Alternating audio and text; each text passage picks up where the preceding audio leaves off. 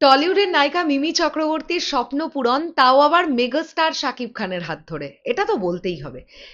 এখানকার একজন খুব নামকরা জার্নালিস্ট ভাস্বতী ঘোষ, তিনি তার ফেসবুক পেজে একটি পোস্ট করেন আজকে। পোস্টটা করার কিছুক্ষণের মধ্যেই আমার চোখে পড়েছিল, কিন্তু তিনি সেখানে মিমি চক্রবর্তীকে একটু বড় করে দেখাবার চেষ্টা করেছেন, কারণ আমরা জানি ভাস্বতীদির ভীষণ ক্লোজ ওয়ান মিমি চক্রবর্তী, এবং মিমি চক্রবর্তী ভীষণ ভালো একজন অ্যাক্ট্রেস, এটা নিয়ে কোনো ডাউট নেই। কিন্তু ওই যে একটা কথা ভাস্বতীদি তার পোস্টের মধ্যে উল্লেখ করেছেন, যে এই ভিউজটা যে কোনো অ্যাক্ট্রেসের জন্য এটা একটা স্বপ্ন, এই স্বপ্নটা পূরণ হতো না যদি উল্টো দিকের মানুষটা মেগাস্টার শাকিব খান না থাকতেন। এটা তো অবশ্যই মানার একটা ব্যাপার আছে।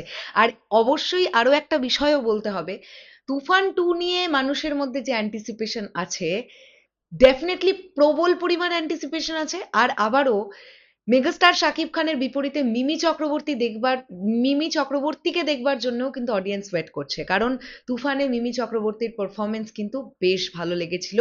দর্শকের মন কিন্তু জিততে পেরেছেন মিমি চক্রবর্তী। হ্যালো আমার সাকিবেন ভাইরা বোনেরা, চলে এলাম আরো একটা নতুন ভিডিও নিয়ে। আশা করছি তোমরা প্রত্যেকেই খুব ভালো আছো। তো আমি এতক্ষণ যে পোস্টটা নিয়ে বেসিক্যালি কথা বলছিলাম, এটা হচ্ছে সেই পোস্টটাই যে আমি তোমাদের দেখিয়ে দিলাম। এখানে লেখা কি আছে দেখো, দুষ্টু কোকিল 175 মিলিয়ন, হ্যাঁ আপনি ঠিক পড়ছেন, 175 million for any actress, this is a dream. Mimi Chakraborty SF, হ্যাঁ ভারত প্লাস বাংলাদেশ সঙ্গে শাকিব খান, তারপরও সব সময় হয় না। হ্যাঁ এটা ঠিক, সব সময় হয় না, এটা একেবারেই ঠিক। কিন্তু এটাও মানতে হবে, উল্টো দিকে মেগাস্টার শাকিব খান না থাকলেও খুব একটা হয় না।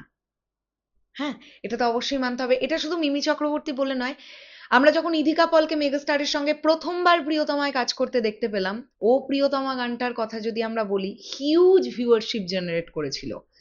সেটা তো আমি বলবো ইধিকা পলের কেরিয়ারের একদম প্রথম দিকের কাজ, মানে ফিল্মের মানে বড় পর্দার কাজ হিসেবে প্রিয়তমা তার প্রথম কাজ। সেক্ষেত্রে একটা হিউজ অ্যাচিভমেন্ট, মানে সত্যি একটা বিরাট স্বপ্ন পূরণ যদি কিছু হয়ে থাকে, সেটা ইধিকা পলের ক্ষেত্রে ও প্রিয়তমা গানের ভিউয়ারশিপ।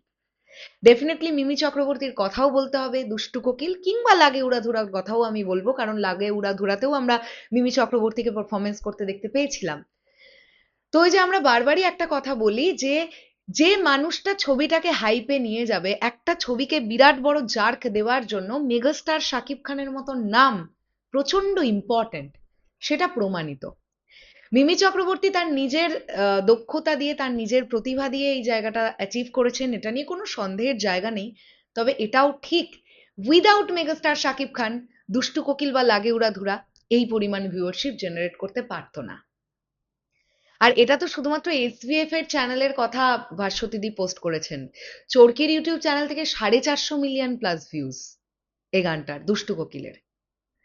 তো কোথাও গিয়ে দুষ্টু কোকিল গানটা সমগ্র বাংলা ফিল্ম ইন্ডাস্ট্রির সিনেমার গানগুলোর মধ্যে একটা এমন চার্টবাস্টার রেকর্ড, যেটা কবে ব্রেক হবে সেটা দেখবার জন্য আমরাও ওয়েট করছি।